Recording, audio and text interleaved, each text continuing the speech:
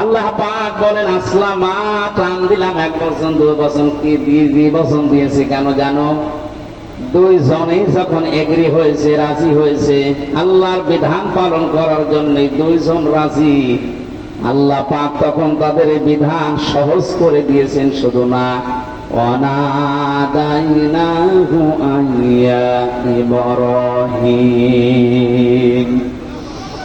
আরশ থেকে আল্লাহ ডাক দিয়েছেন, ইব্রাহিম ক্বাদ সাদ্দাকতার রুইয়া ইন্না কাযালিকা নাজজিল মুহসিনিন, অবশ্যই তুমি তোমার স্বপ্নকে সত্যের রূপ দিয়েছো, আর এভাবেই করে আমি মুহসিন বান্দাদেরকে পুরস্কার দিয়ে থাকি। আল্লাহ মুহসিন না দিয়ে মুহসিনিন বহু বচন দিয়েছেন। শুধু এটা ওই সময়ের জন্য না, কিয়ামত পর্যন্ত 2টা শিক্ষা এখানে বহন করে। 1 নাম্বার আসলামা দেওয়ার শিক্ষা, 2 নাম্বার মুহসিনিন দেওয়ার শিক্ষা।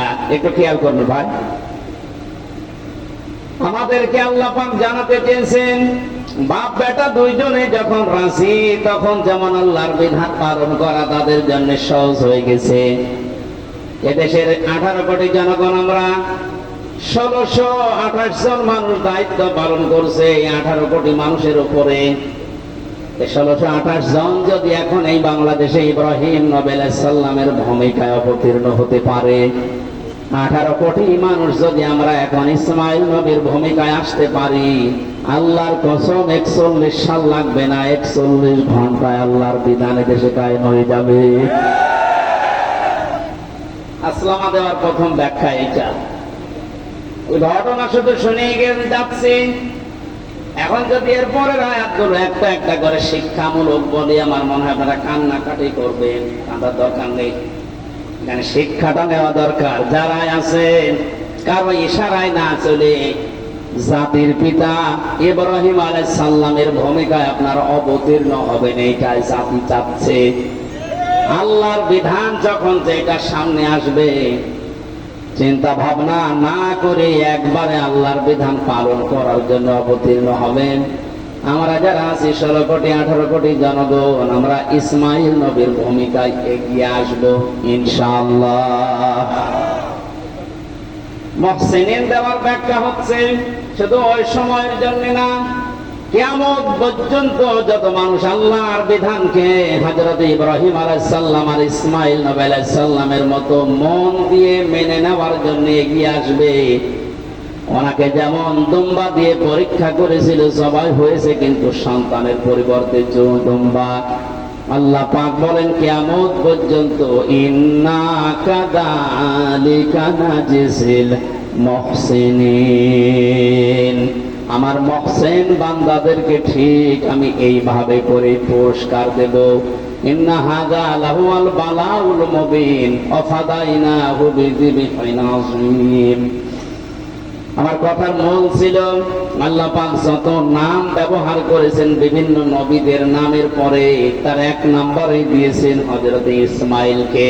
তিনি ছিলেন ধৈর্যশীল, সহনশীল, ধৈর্যের পরীক্ষায় উত্তীর্ণ সন্তান। 2 নম্বরে নাম আল্লাহ দিয়েছেন হযরত ইসহাক নবী আলাইহিস সালামকে, গোলামিন আলিম, আমার জ্ঞানী বান্দা। আমরা মুহাম্মদুর রাসূলুল্লাহকে আল্লাহ পাক তার নিজের সবচাইতে বড় নামটা দিয়েছেন, ওয়া ইন্নাকা লাআলা খুলুকিন আযীম। হে নবী, আপনাকে আমি এমন চরিত্র দিয়েছি, এই যে রউফুর রহিম, এটা একটা চরিত্র। উম্মতের উপরে, উম্মতের ভেতরে যারা ঈমানদার, তাদের প্রতি আল্লাহ পাক বলেন আপনার একটা আলাদা মহব্বত, ভালোবাসা আছে। আপনি স্নেহশীল, আপনি মায়াশীল তাদের জন্য। আপনাকে এমন একটা চরিত্র আমি আল্লাহ দিয়েছি, কিয়ামত পর্যন্ত মানুষ অনুসরণ করে ওর কুল কিনারা খুঁজে পাবে না। জোরে বলেন সুবহানাল্লাহ। এই নবীর উপরে দরুদ আর সালাম পড়ি। কোরআনে কারীমের সূরা তাওবা 119 একটা মাত্র আয়াত আমরা পড়েছি। লক্ষ লক্ষ হাদিস থেকে 2টা বর্ণনা আছে, একটা আবি উমামা থেকে আর একটা আবি হুরায়রা থেকে। আমি একটা হাদিস পড়েছি। কোন মানুষ যদি তার ঈমানকে পরিপূর্ণ করে নিতে চায়, সে কাউকে ভালোবাসলে যেন দুনিয়ার কোন স্বার্থে না, আল্লাহর জন্য ভালোবাসে। আজ আমাদের অনেকের ভালোবাসা হয় মেকি নাই কোনো স্বার্থের কারণে, এই জন্য আমাদের ঈমান পরিপূর্ণ হতে চায় না। শব্দটা যদিও ছোট্ট, এটা কিন্তু অনেক ওজনওয়ালা কথা। মান আহাব্বা লিল্লাহ, কাউকে যদি কেউ ভালোবাসে, কার জন্য বাসবে? বলেন বলেন। 2 নম্বরে, কাউকে যদি কেউ ঘৃণা করে, সেজন্য আল্লাহর জন্য ঘৃণা করে। 3 নম্বরে, কাউকে কিছু দান করলে আল্লাহর জন্য দান করা লাগবে। কাউকে কিছু যদি বিরত থাকেন দেওয়া থেকে, তাও আল্লাহর জন্য বিরত থাকা লাগবে। ফাকাদ ইসতাকমালাল ঈমান, নবীজি বলেন সে যেন তার ঈমানকে কামিল করে নিয়েছে, পরিপূর্ণ করে নিয়েছে। হাদিসটা আমাদের প্র্যাকটিক্যাল লাইফে আল্লাহ সেট করার তৌফিক দেন, বলেন আমিন। তেলাওয়াত করেছিলাম সূরা তাওবা। কোন সূরা বলেন তো? কোন আয়াত থেকে কথা শুনতে হলে তাফসীর অনুযায়ী 5টা বিষয় লক্ষ্য করা লাগে। আমরা জানি তাফসীর এক মাযহারিতে আছে। 1 নম্বরে শুদ্ধ তেলাওয়াত করা লাগে, যেটা আমরা করেছি এর আগে। মাতৃভাষায়, যে যেই ভাষায় কথা বলে ওই ভাষায় জনগণকে ওর অর্থ শোনানো লাগে, ওটা আমরা শোনাবো ইনশাআল্লাহ। 3 নম্বর, ঐতিহাসিক প্রেক্ষাপট, এ সূরা নাযিল হওয়ার পেছনে কারণ কি, ওইটা বলা লাগে। 4 নম্বর, আয়াতের বাস্তব শিক্ষা কি, ওই মান ভাতামরি কি হয়েছে ওটা বাদ। এখন বাস্তবে কি দরকার, স্থান কাল পাত্র ভেদে ওই জায়গায় ওই কথা সেট করা দরকার ওই আয়াত দিয়ে। আজকে একটা সকালে বিবাহ অনুষ্ঠানে গিয়েছিলাম। ওখানে বিবাহ মানে আনন্দ, বিবাহ মানে জায়েজ পন্থায় থেকে ইসলামী সংস্কৃতি যা আছে সেইটার গণ্ডির ভেতরে থেকে মানুষ যেন একটু আনন্দ করে।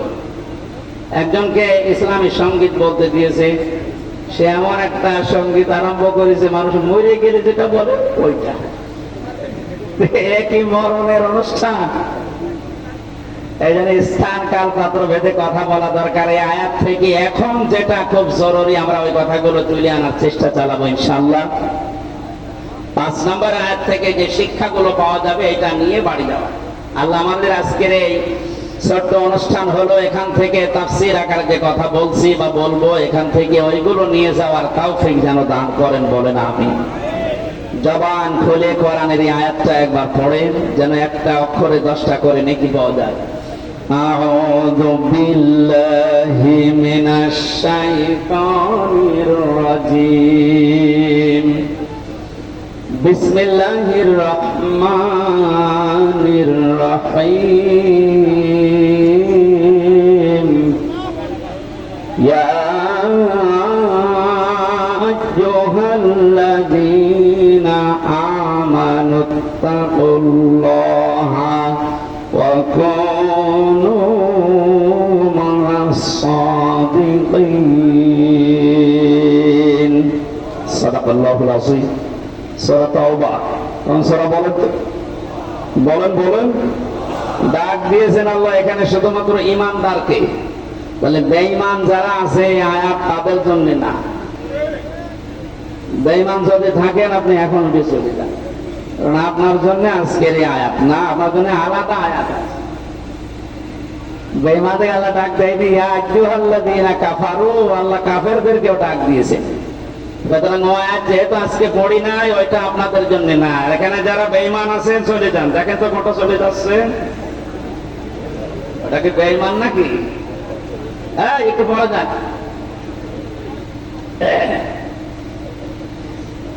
আমার প্রশ্ন যে আমার ভেতরে ঈমান আছে কিনা আপনি বলেন তো।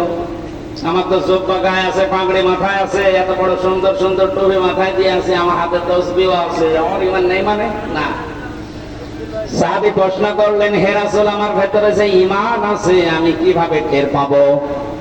নবীজি বললেন, ইযা সাররাতকা হাসানাতুকা ওয়া সাআতকা সাজ্জিআতুকা ইলা আখিরিল হাদিস, রাহু ইবনে মাজাহ।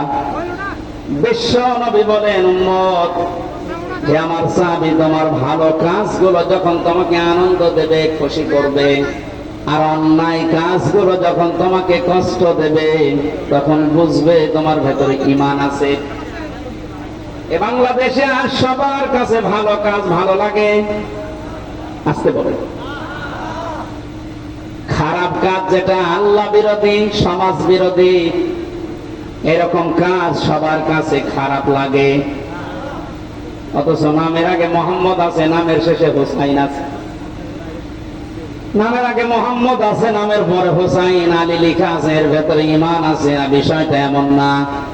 ভালো কাজ আপনার কাছে ভালো লাগা লাগবে, আর অন্যায় কাজ হলেই সেটা আপনাকে কষ্ট দেবে। যদি আপনি এই থিওরির উপরে থাকতে পারেন আপনার ভেতরে ঈমান আছে, আর এই দুইটার বাইরে গেলে আপনি 14 বার হজ করে আসলে আপনার ঈমান নেই, আপনি বেঈমান। তাহলে এখানে যারা ভালো কাজ ভালো লাগে তারা বসেন, অন্যায় কাজ দেখলে তাদের কষ্ট হয়। ঈমানদারকে আল্লাহ ডাক দিয়ে দুইটা আদেশ দিয়েছেন, ইত্তাকুল্লাহ, আমি আল্লাহকে ভয় করো, ওয়াকুনু মা'আস সাদিকিন, আর দুনিয়ায় যারা সত্যবাদী তোমরা তাদের সঙ্গে থাকো। এখানে আদেশ কয়টা বলেন বলেন? এই আদেশ কি হামজার আদেশ? আল্লাহ রাব্বুল আলামিন আমাদেরকে প্রতিনিধি বানিয়েছেন, খলিফা বানিয়েছেন। আল্লাহ নিজে এই কাজটা করলে মানায় না, তার শানের সাথে যায় না। এই জন্য খলিফা হিসাবে মনে করেন আমি সেই কুষ্টিয়া থেকে আল্লাহর খলিফা হয়ে এসেছি, আল্লাহর বান্দাদের সামনে আল্লাহর ওই কথাগুলো অ্যাডভার্টাইজ করছি। আশা করি আপনি আল্লাহর এই দুইটা আদেশ আজকে থেকে মেনে নেওয়ার, মেনে চলার চেষ্টা করবেন। এক নম্বরে ইত্তাকুল্লাহ, আল্লাহকে ভয় করো। প্রশ্ন আসতে পারে, জন্মের পর থেকে শুনছি আল্লাহকে ভয় করো, ভয় তো করি না। আল্লাহকে ভয় করে শব্দের ভেতরে যে ব্যাখ্যাগুলো আমাদের এই বাংলাদেশ ভারত পাকিস্তানে চলে, স্বাভাবিক ব্যাখ্যা এখন নিয়ে আসা লাগবে। ইত্তাকুল্লাহ, তাকওয়ার ব্যাখ্যা আধুনিক ভাবে সব চাইতে সুন্দর ব্যাখ্যা আমার কাছে মনে হয়। আল্লাহর ভয় তো আছেই, আল্লাহর নিষিদ্ধ কাজগুলো ঘৃণা করে ছেড়ে দেওয়ার নাম তাকওয়া। এবং যেই বিষয়ে আমরা আছি দুনিয়াতে, ওই বিষয়ের উপরে দক্ষতা অর্জন করে, ওই বিষয়ের উপরে জ্ঞান অর্জন করে ওটা দুনিয়ায় কাজে লাগানোর নাম তাকওয়া। আমি বোঝাতে পারিনি। পৃথিবীতে বেঁচে থাকতে হলে আমাদের কর্মজীবন লাগবে, মাস্ট বি।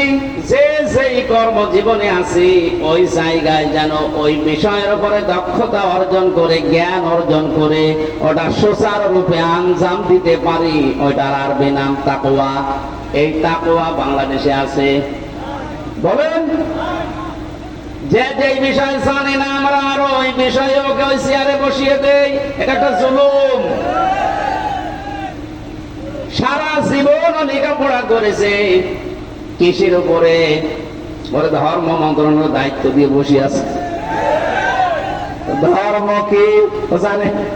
ওরে দেওয়া দরকার ছিল ধান কয় মনে কয় মন হয়, কয় বিঘাতে কতটুকু লাগাতে হয়, ওই দায়িত্ব দেন।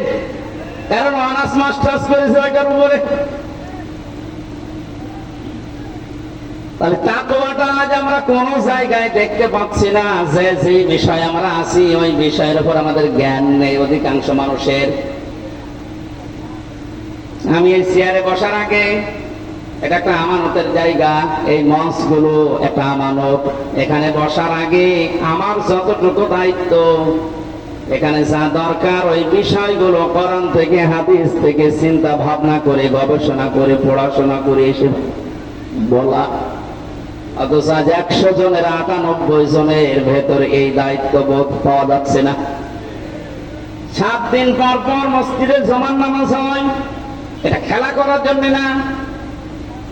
ইমাম সাহেব 7 দিন ব্যক্তি, পরিবার, সমাজ আর রাষ্ট্রের দিকে তাকাবে। 7টা দিন কোরআন থেকে হাদিস থেকে সলিউশন কি, এর সমাধান কি, উনি এইগুলো মিলিয়ে মিলিয়ে লোড করবে।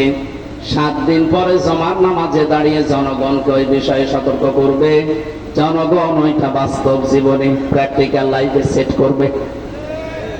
3.5 লাখের উপরে মসজিদ থেকে যদি সত্যি এই আওয়াজগুলো এই মেম্বার থেকে, আমানতের জায়গা থেকে আমরা দিতে পারতাম, আর যারা আমরা শুনতে যাই এটা যদি সত্যি আমরা মেনে নিতে পারতাম, এদেশ দুর্নীতিতে চ্যাম্পিয়ন হতো না।